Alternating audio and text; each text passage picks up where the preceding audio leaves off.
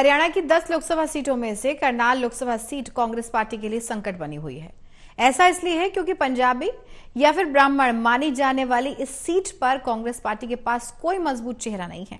यह सीट सबसे हॉट है और चर्चित भी है क्योंकि यहां से पूर्व सीएम मनोहर लाल बीजेपी के उम्मीदवार हैं। ताजा जानकारी भी है कि यहां से कांग्रेस पार्टी की पहली पसंद पंजाबी नेता वरिंदर बुल्ले शाह चुनाव लड़ने को तैयार हो गए हैं। उन्हें बृहस्पतिवार को हुड्डा ने दिल्ली बुलाया था।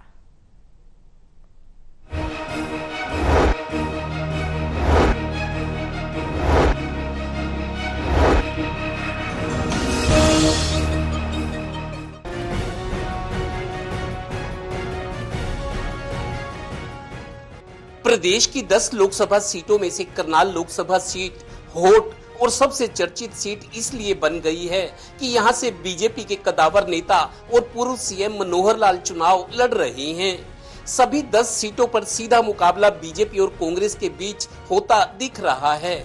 बीजेपी ने अपने सियासी पत्ते फेंट भी दिए और खोल भी दिए हैं, पर दूसरी बड़ी पार्टी कांग्रेस का संकट यहाँ इसलिए बड़ा है क्योंकि पार्टी के पास कोई मजबूत चेहरा नहीं है।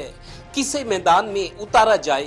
दरअसल पैनल में जो 3 नाम गए हैं उनमें पार्टी का पसंदीदा पंजाबी चेहरा चुनाव लड़ने को तैयार नहीं दिख रहा, क्योंकि संभावना के बावजूद उनकी अनिच्छा से पार्टी दुविधा में है। पहले टिकट के दावेदारों में से एक दावेदार जिनकी पैरवी कुमारी शैलजा कर रही हैं। ये मैनिपुलेशन है दूसरी विरोधी पार्टियों की। मैं समझता हूँ किसी नेता ने कभी इनकार नहीं किया और हर नेता चुनाव लड़ना चाहता है जिन्होंने अप्लाई किया है। गौरतलब है कि करनाल ब्राह्मण और पंजाबी सीट के रूप में स्थापित हो चुकी है।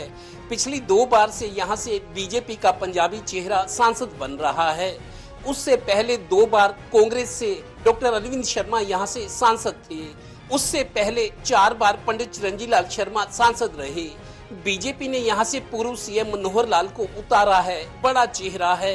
बीजेपी ने प्रदेश की 10 सीटों में 2 एससी, 2 बीसी, 2 ब्राह्मण, 2 जाट और पंजाबी अग्रवाल में से एक उम्मीदवार उतारा है। अब कांग्रेस करनाल को पंजाबी चेहरा देकर प्रदेश में पंजाबी समाज को संतुष्ट करना चाहती है, ताकि ये भी कह सके कि बीजेपी ने पंजाबी मुख्यमंत्री को हटा दिया। कांग्रेस का 70 साल का इतिहास रहा है।